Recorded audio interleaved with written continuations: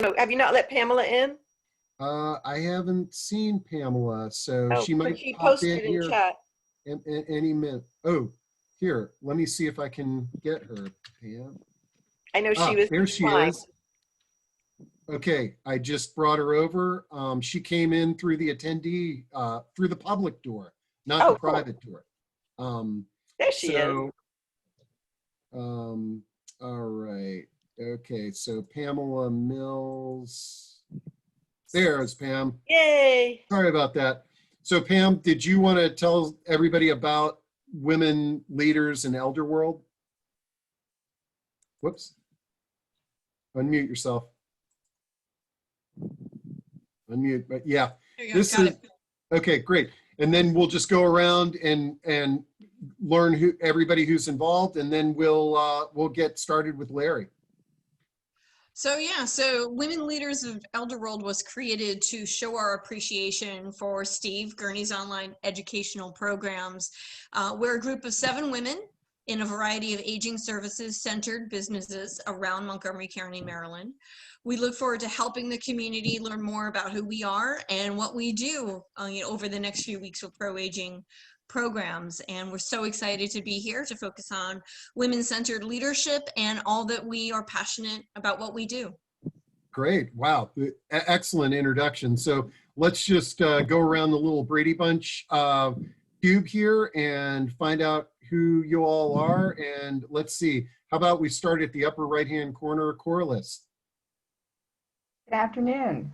Corliss Wood with Clutter Corrections by Corliss, professional organizer. Also, I'm a realtor licensed in DC and Maryland with Exit Right Realty. Great. And then on my screen, it's Patricia, you're next. Hi, I'm Patricia Dubroff. I'm the Director of Community Relations with Assisting Hands Home Care, and I'm looking forward to hearing today's speaker. Excellent. And then let's see, how about we go to Jessica in the middle? Hi, I'm Jessica Parker. I'm a speech language pathologist and owner of Adult Speech Therapy Services, and I'm so happy to be here today. Wow, and I'm going to compliment a speech therapist on her microphone. That was incredible sound. Makes me want to maybe I need to get a microphone. And down at the bottom, but definitely not on the bottom. Helps when I'm working with my clients. Yeah, we got Meryl Schaefer. Meryl? Oh, unmute yourself, Meryl. Hi, I'm Meryl Schaefer. My business is TLC Daily Money Mentor. And what I do is take away the agony and frustration from those who cannot or will not pay their own bills. I had the luck of the draw. I had a client get me into Riderwood Village when they were on complete lockdown. So it can be done. Nice to be part of the group and to meet some new powerful women in elder care. Thank you. Excellent. And then we got 2 more left. I got Ellen Tillman. Hi, everybody. I'm Ellen Tillman. I'm a financial advisor and CEO at Ellen Tillman and Company, working in the areas of planning for income, insurance, legacy, retirement, as well as employee benefits. And we just celebrated 25 years. Look forward to helping you. All right. And then last but not least, we got Cynthia Ward from Only Assisted Living. Good morning, everyone. It's such a pleasure to be here. Again, my name is Cynthia Ward. I am the Director of Marketing for the Only Assisted Living, where we focus 100% on memory care. We do have availabilities, and I'd love to be able to assist the families and the referral sources in any and every way possible. Awesome. Thanks, you women leaders, you. And so now we are gonna, so we'll see you throughout the month, but I'm going to put you guys back behind the curtain and bring Larry up, who is our featured speaker today. So just bear with me while I do this and get you guys tucked behind the curtain and get Larry on. And let's see, I got one more down, and that's Meryl. Okay, great. Uh-oh, did I lose Larry? There Nope. you are. Okay, great. Let me just make sure everybody is muted and off, and we are good to go. All right. Whew. Larry, thanks for hanging out for a little bit, and I'm really excited to get this conversation started. Before we jump into some of the data and information you're going to share with us, tell us a little bit about yourself, your background, and what organization you're with, and what do you do? Absolutely. And thanks for having me, Stephen. And by the way, before I start that, I have to tell you, what a powerful group you've got sponsoring. I mean, to see a bunch of energetic women leaders in their communities supporting this is fantastic. And thank you for having me and letting me join them. I am one of those people who is incredibly fortunate to have both their passion and enthusiasm aligned to their career. There's not a lot of people who get to say that, but I am fortunately one of them. And I say that because I have been a caregiver for the last 15 years. I am a family caregiver, like I imagine many, many are. As a matter of fact, we know the statistic. There's over 40 million unpaid family caregivers. And I'm just one of the many, and we're going to talk about that. But my day job is I get to lead the Genworth U.S. Life, which is a long-term care life and annuity company. I get to lead our commercial efforts. So I have the pleasure of working with about 150 people or so, and we do all of the sales, marketing, media work around our long-term care insurance products and our caregiver advocacy programs that we have. And we have two of them in market. And so, again, there's not a lot of people who get to talk about their passion for what they do personally and align that professionally. And I'm one of those lucky ones. Yeah, and I tell you, like, I've always been impressed with Genworth, because I referenced that cost of care survey that you guys, how many years have you all been doing that? 17 years in a row that we've done it. Yeah. And we actually do two. We do the cost of care, which if your viewers haven't had a chance to look at it, it's purely educational. There's no sales involved. There's no pitch involved. This isn't a sort of way to get you underneath the tent and then we pull you in. This, all it does is look at the cost of providing care for those that need it in both nursing homes, assisted living, and in-home care. And it looks at all 50 states, and it looks at the geographic or the regions inside of it. So you go to the site, it's genworth.com, right? You put in your zip code and it pulls up private care for those three, public care, semi-private, and it just is purely educational. I just posted it in chat for everybody, and just to tell everyone, I reference this on a regular basis. It is amazing, and hats off to Genworth. Like when Larry kind of came on my radar as somebody that I might be able to get on, I didn't hesitate at all, because I've been so impressed with some of the research and data that Genworth doesn't have any kind of sales angle to it whatsoever. It's almost sort of like, okay, guys, why don't you try to sign me up for a policy? But I think I'm always impressed by companies that take that approach, because actually that approach of just giving objective, unbiased information is probably the most effective way that we can sell and market to individuals and organizations. There's no question.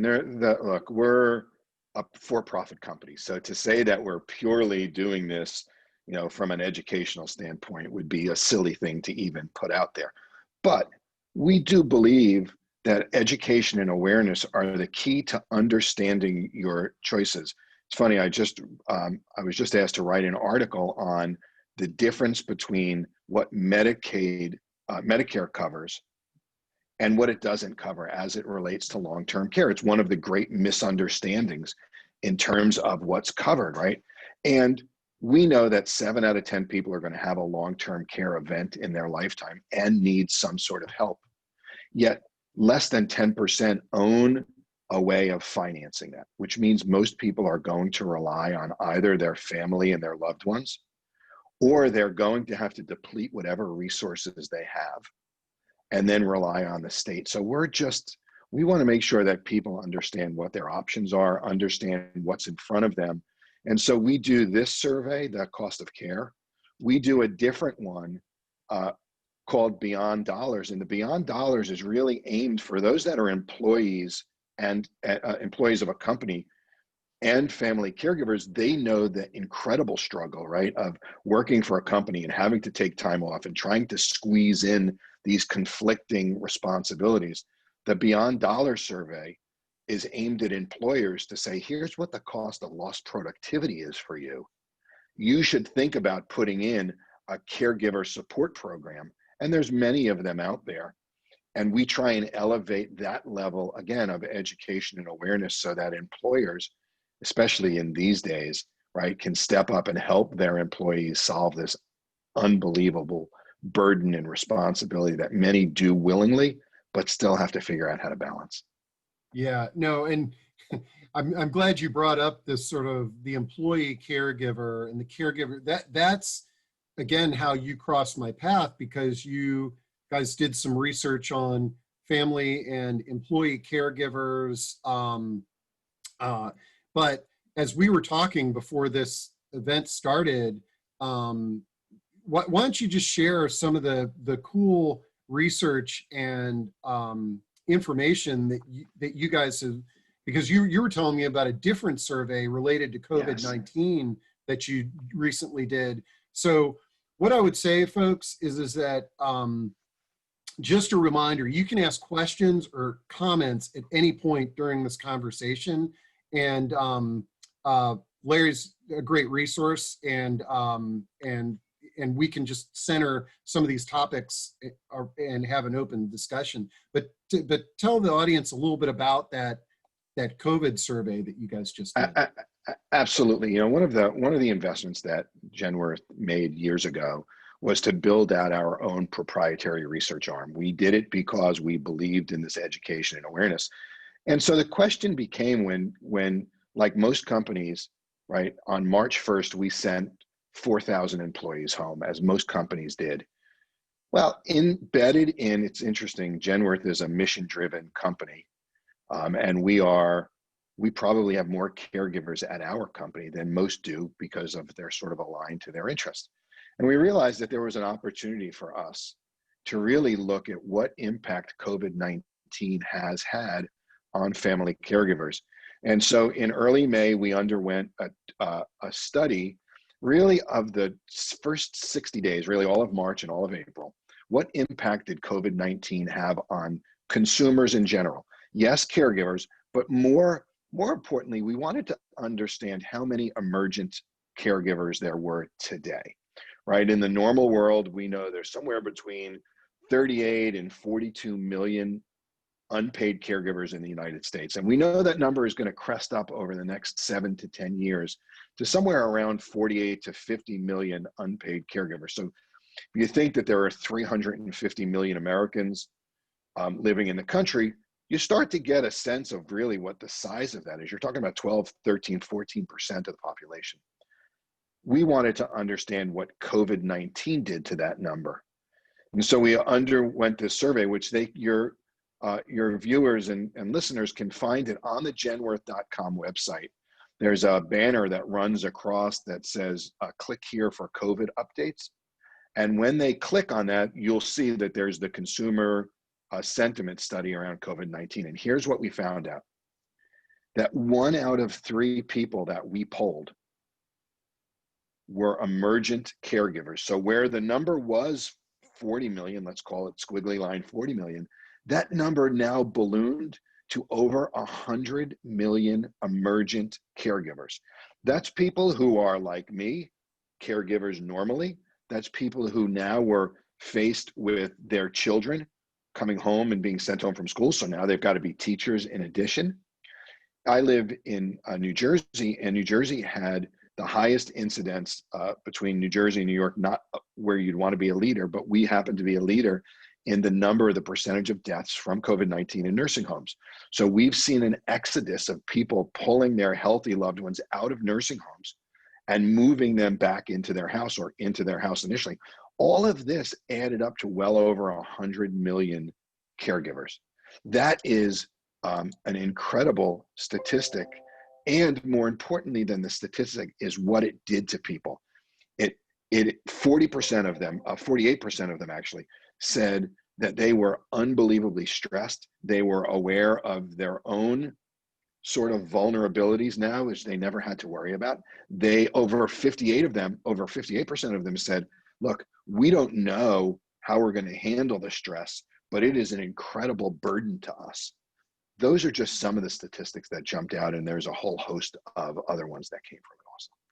Yeah, no, I mean, it really, people, and, from an employer perspective, now your employees are working from home. They've got the kids, mom's moved out of the nursing home to live with you. I mean, we've seen people making decisions that they think are the best decision that ultimately in COVID, because there's no script here, is creating more chaos in the workplace, in their personal lives, and for their parents' healthcare. There's no question that, look, for those that are caregivers that have gotten used to the routine, right? It's hard to potentially remember back to what I describe as that fateful Tuesday afternoon call, where your life is going along. Everything is fine until you get that call from a loved one, from a doctor, from a hospital, whomever, that says something has occurred to a loved one or a family member, and your path in life has just changed, right? You are now the primary caregiver for somebody, either temporarily or as a long-term. And the longer you go through this, it's hard to sort of remember what it was like when you got that call. But imagine if you're in the middle of this COVID fiasco and you get that unbelievable call that says your loved one, whomever it is, isn't taking care. You have all of these emotions flooding through. You're not an expert in making any of these decisions. The stress level is through the roof. And I listened to some of the research that we had done in some of the interviews, and it's palpable. You can hear the angst, the concern. People don't want to make wrong decisions. Forget terrible decisions. They don't want to make any wrong decisions at all. Yeah. And, most of the folks in our audience are providers, and we've all been going through this individually on a micro level. But guys, one of the things that I've often found that's helpful for me, and it's helpful for people that I talk to, is it's sort of like, look, you're not alone. And, sharing the Genworth research and what have you, to let people know that, yes, it's natural to be stressed out.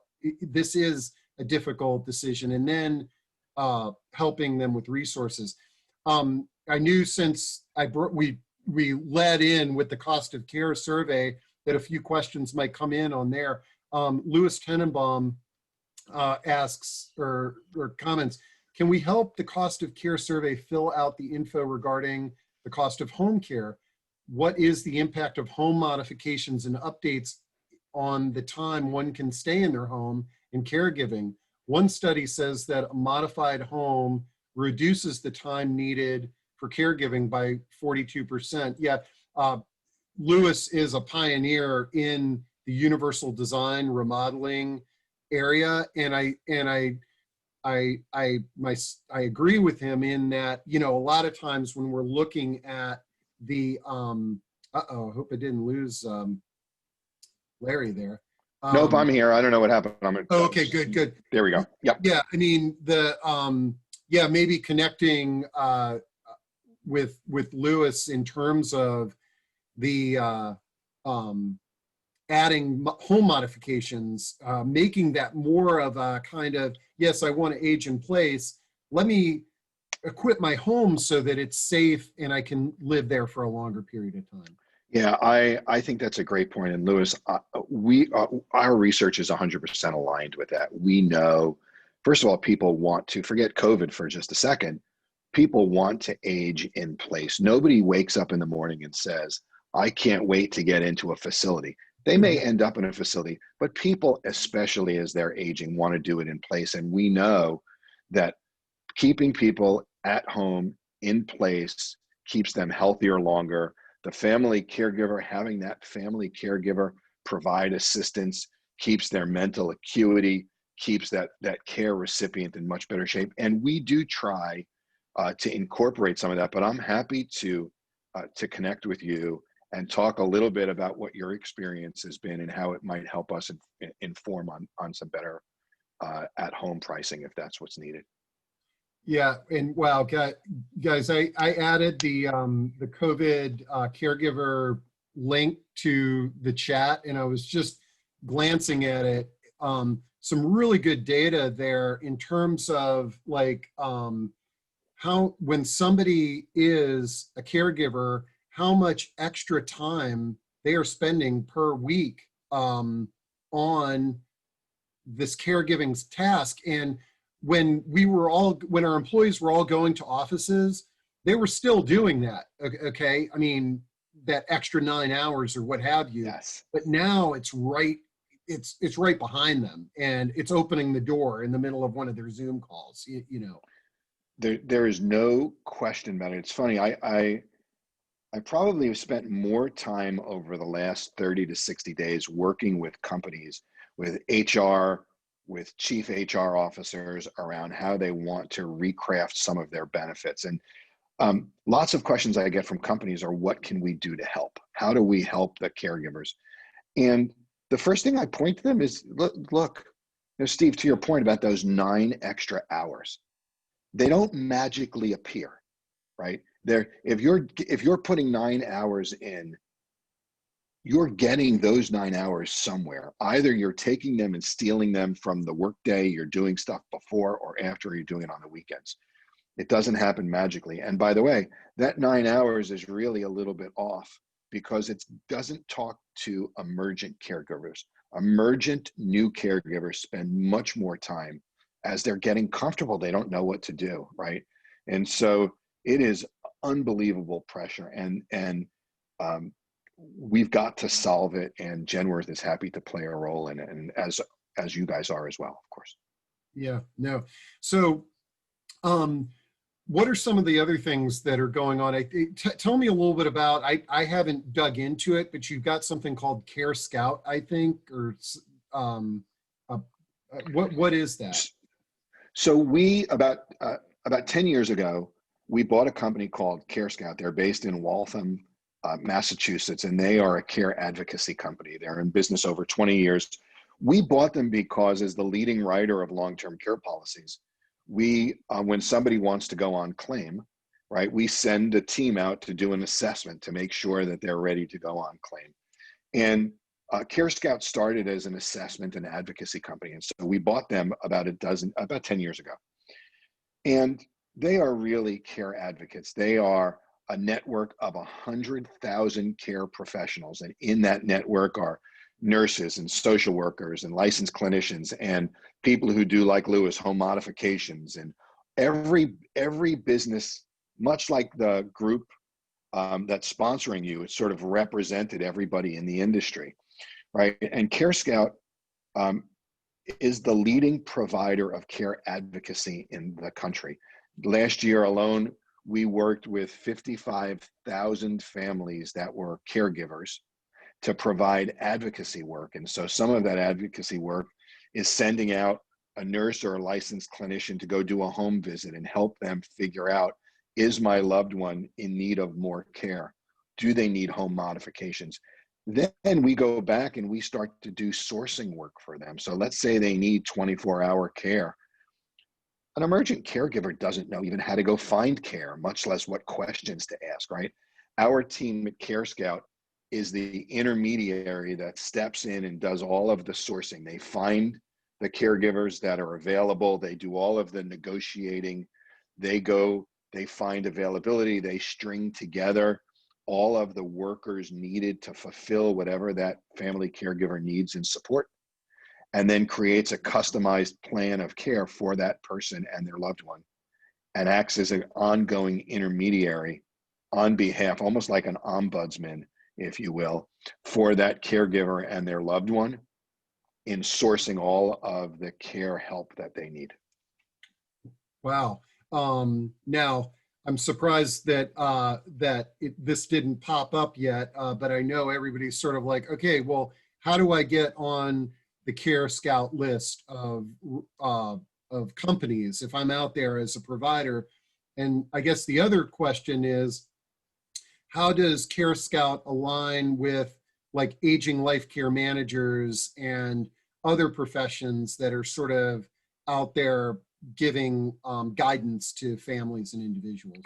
So let me tackle the first question, then we'll get to the second question. The first one is easy. By the way, and this is a huge selling point for us when we talk to employers, we offer this service to employers, right, for their employees, and say, this will alleviate the work and the stress and the lost productivity that I talked in that Beyond Dollars survey we do. But we take no money, we take no referral fees, we don't take any revenue split from providers. You can't buy yourself onto the list, and employers and caregivers love that, right? Nobody wants to think they're being referred to a company because somebody's paid to be on the list. Don't work that way. So if some of your providers want to be on the list, again, it's carescout.com is the web address for the company. Yep, you can go there and there. Yeah. Oh, perfect. And so if you go there, there's a provider page that asks for some information, and they can certainly reach out to me, and I'm happy to connect anybody with our CareScout team and let them do the vetting process. As I said, we've got 100,000 professionals inside of this, 35,000 nurses and about 65,000 other professionals and facilities. And we're always looking for more because our goal is to blanket every geography inside of the 50 states. And we work with clients. Matter of fact, 2019, I referenced that 55,000 cases that we worked.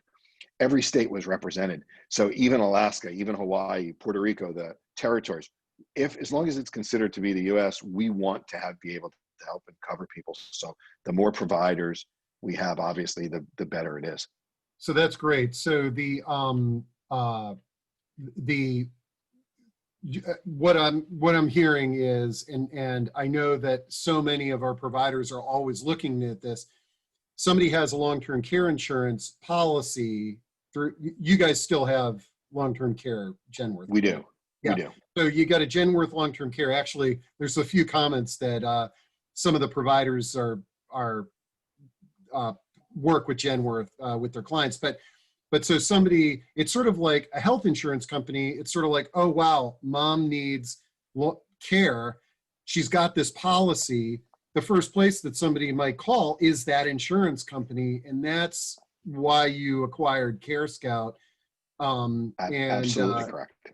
Okay, good. So guys, this is a great resource. It's a great like arrow in your quiver. And my second question, the follow-up on that is that sometimes, like, you know, that there might be some professions out there that are like, wait a minute, you know, I do assessments and I give guidance to clients. Like, how do you work with, you know, aging life care managers and other providers that are boots on the street doing those types of assessments?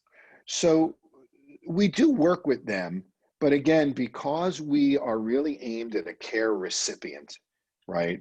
We work with the family caregivers. Now, if they have a private case manager who they're working with, we are happy to accommodate them. And there are several that I've personally worked with through CareScout and through one of our policyholders who may have an advocate working with them or a private case manager who knows the local geography or they feel more comfortable using. And we certainly work with them directly and through the family. What we generally haven't done, because of the way CareScout has been built, is we don't refer to case managers and private case managers because the relationship between us and the policyholder or the caregiver is a direct one. We don't necessarily want to put an intermediary in, but if there is one because the family prefers that, we're always happy to work with them. Okay, cool. No, great, great. So great resource for you guys. Just work to get on the list. Maybe you can, go through their process. It can't hurt. And it's a good resource to let individuals know, because you don't have to be a Genworth policyholder, correct? To use CareScout? That's correct. But and just to sort of put some size around it, we are the leading Genworth. Long before I came to the company, Genworth was the originator of long-term care policies. We've been writing them for over 40 years, and we have about 1.3 million long-term care policies. As a matter of fact, we have more policies on the books than probably number 2, 3, and 4, and maybe even 5 combined. So we are the 800-pound gorilla in long-term care policies.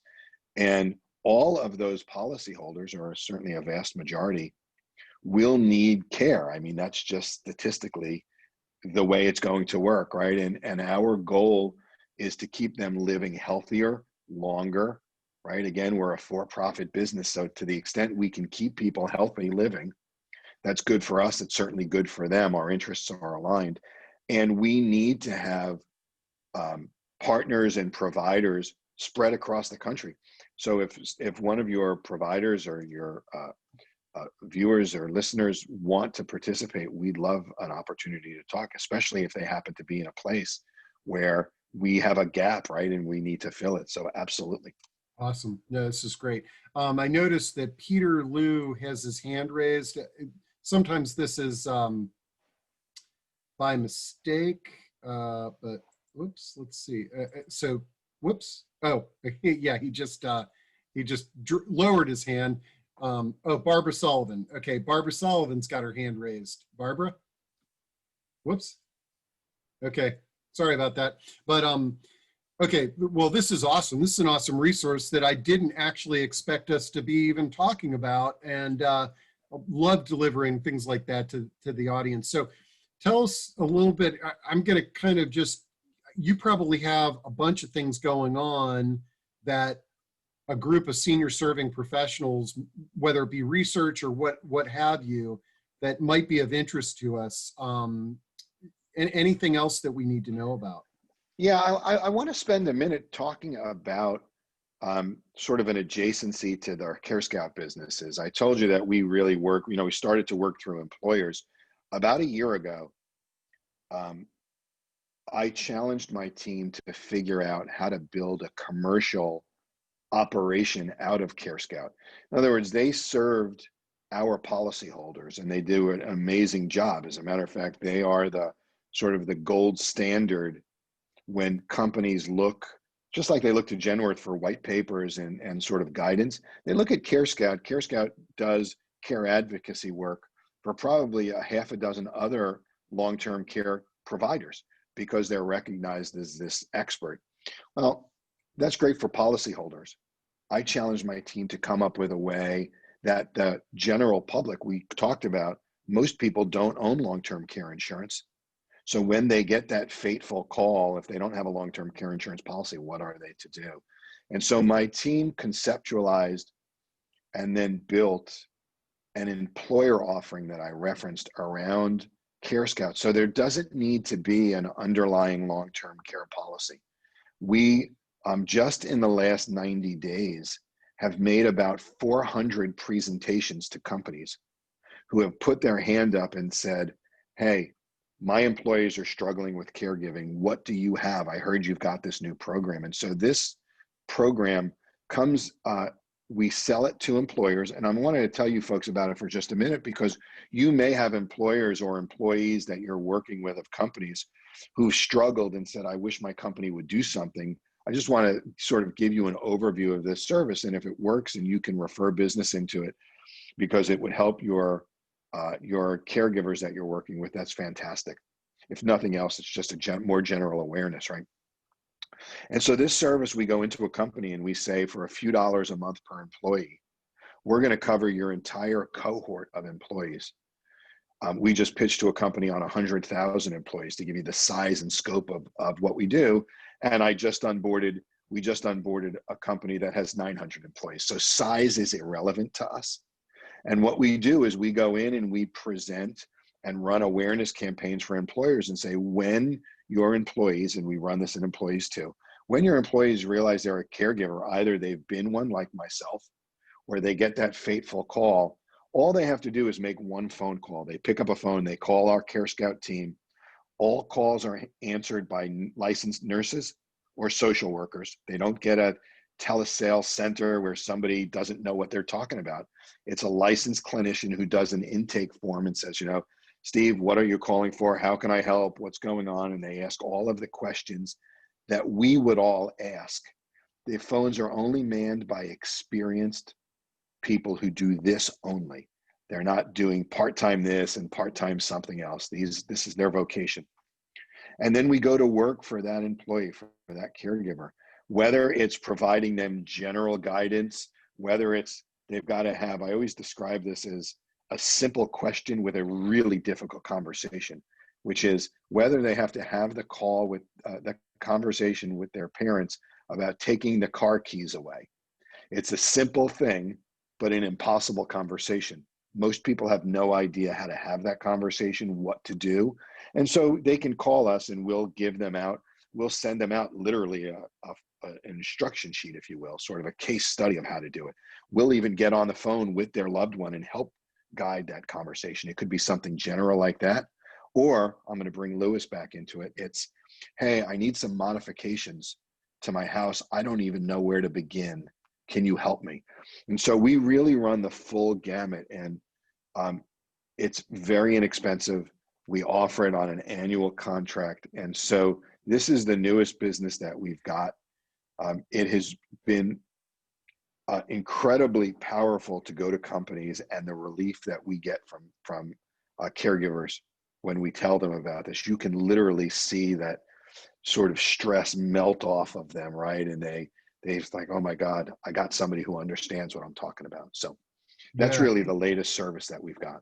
Yeah, and I think it's the benefit to us and those that can get on the CareScout list is the more people, the more companies you sign up, the more exposure you're giving to your trusted providers. And absolutely, we see so many varying degrees of support that employee assistance programs can provide in this area that it sounds like that's a great strategy for you guys. I was glancing at your website out of the corner of my eye, and I saw that on your Aging and You resources that there's a box on simulations, and that I think I remember reading about this. You guys invested in sort of a suit that you could put on that sort of simulated some of the typical sort of aging experiences. How that you did that a few years ago, right? Or is that a recent? We did. It was an aging simulator, and we actually did a series of road shows where we would take this mechanical suit and we'd bring it around, and it was amazing to watch. I wasn't here, but I've seen the videos, and to watch people do it was really incredible. That's it. That's right. Yeah. So, but what's fascinating is we said, well, we can't keep doing a road show. We can't keep moving this suit around. What we have done though now is you can actually go on our website where you are, and if you go underneath the Aging and You and go down, keep going. I'm trying to see where you are. Well, I don't want to. Okay. There are 3 simulators that people can do online. You've got a hearing impairment. Yes, there's a hearing one. Vision. Yes, it is super cool. So consumers can go on there, and it's funny because we see, right, we can watch how people flow through. They can simulate macular degeneration, right, and cataracts. So you can actually see on a sliding scale. You've got it up you have the mobility one up, right, and the vision one is on the right-hand side, and you can slide that scale around, and you can watch cataracts, normal vision, narrow all the way down. You can do the same thing on mobility, so you can simulate what Parkinson's-like implications are. So you try and move things from one shelf to another, and you slide the scale, and you literally can see how hard it is to control your motor skills. It's amazing, and it's sort of a tip of the hat to our aging experience, where it was awesome, but we wanted to provide even more of that. And there's more of these things coming as we build even a more robust site around simulations. Yeah, I'll check those out, guys. I put the link to that site down, and I'd be curious, as we're all aging, quote unquote, aging experts, your impression of that. As somebody who's had a cataract and cataract surgery, I'm really eager to try that out. You know, and I like how you labeled these empathy labs. And I think that's what's really important about some of these tools, is whether it be the virtual dementia tour or the VR, some of the VR things, it's creating platforms that can give us more empathy when we're communicating with our loved ones, with our clients, to just understand what somebody might be going through. I think one of the things, and you probably encountered it with the robot, and sometimes I hear this when people talk about their virtual dementia tour experience, you're sort of, and why I like these little do-it-yourself kind of focus on one thing, the chances of somebody having, you know, severe cataracts, voices in their head, arthritic hands and feet, and, you know, memory impairment, having all those conditions all at once is minimal. You know, it's usually we have one or two, or it's a growing process. And I think sometimes, like something like the virtual dementia tour, where we're giving people the experience of everything together, it can really have sort of an ageist effect, in that, oh man, I don't want to grow old and all that stuff is going to happen to me, when it might not happen to you. And more than likely, you're going to have cataracts, and then you're going to have something else, and it's going to hit you slowly at one time. So that's awesome. Yeah, well, thank you. And we're continuing to refine. You know, the question comes up, and when you were looking at the website, you saw somebody who had the goggles on, right? The virtual reality goggles. And we had done some work on those. Now they're looking at continuous, you know, how do we use artificial enhanced virtual reality to simulate even more, right? And how do we lift that from people needing glasses?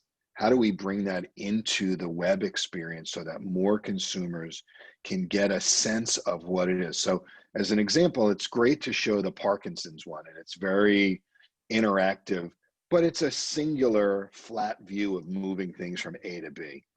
It doesn't reference or show you moving from a room to a room, right? And so we're trying to enhance the empathy labs and the way we present some of those challenges, so that both consumers, their family caregivers, and those that are in the business can really have a finer appreciation and understanding for just the difficulties of aging and coming down. To your point, it would be like, you know, the worst lottery win ever to get all of those things at the same time.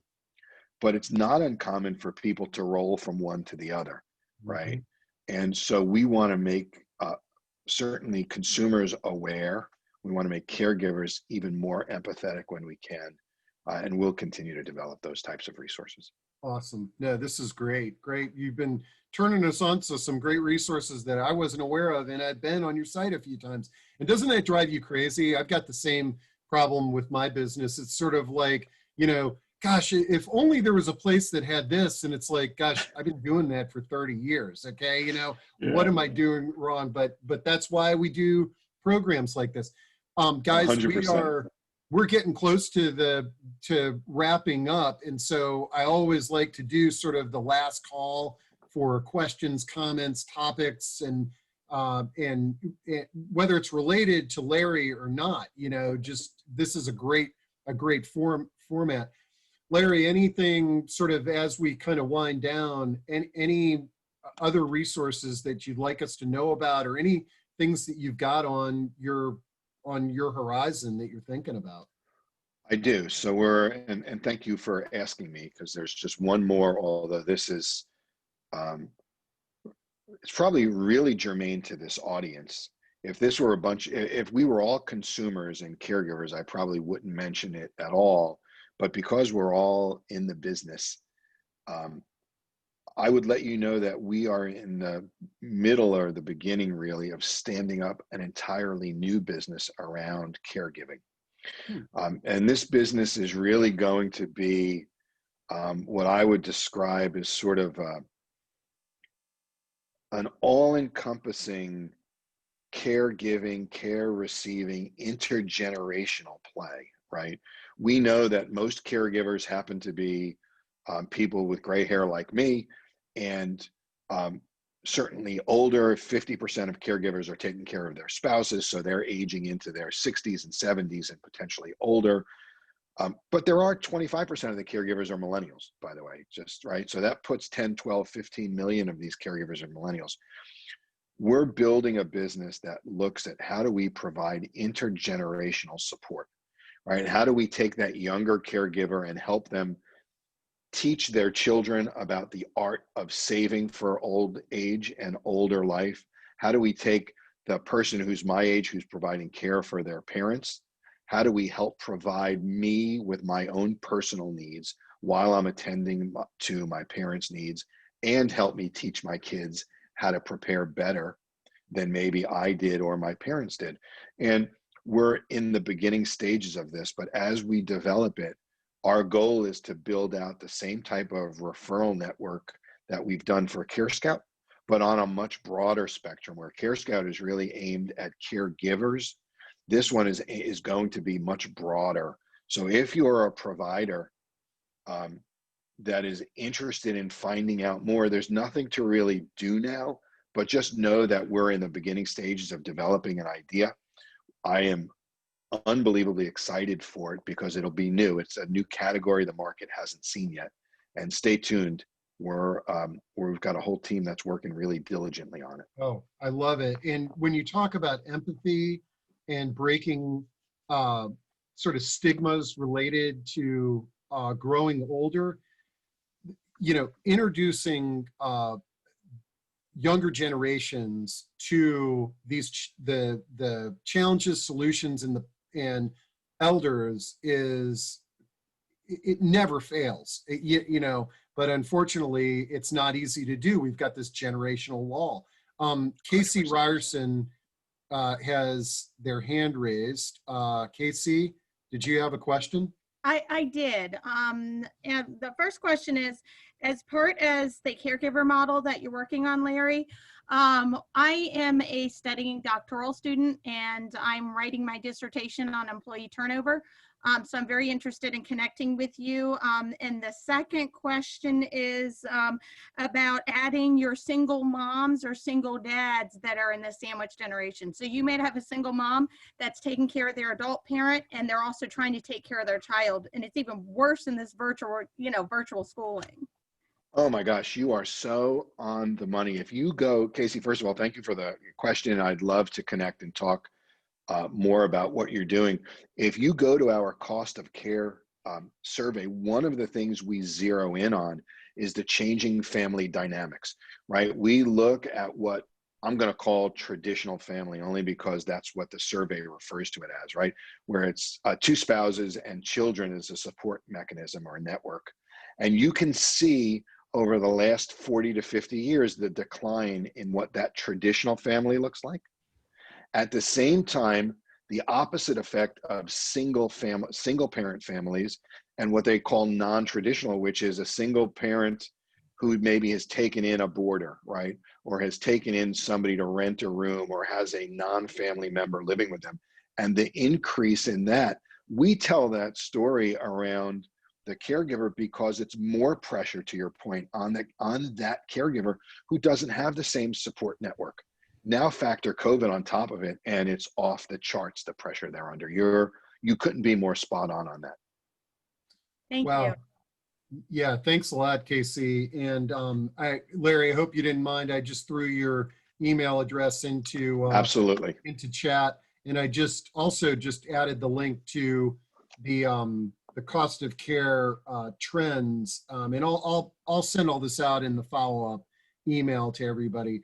I haven't been on the site in a while, and man, guys, you look at some of the charting that they've done, because they've been tracking, like, for example, nursing home costs over, the last 17 years.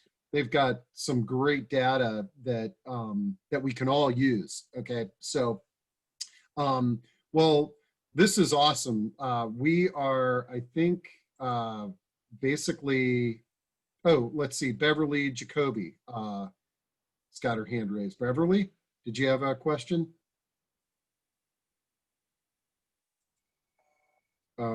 It could be a mistake. Sometimes people, oh, Beverly?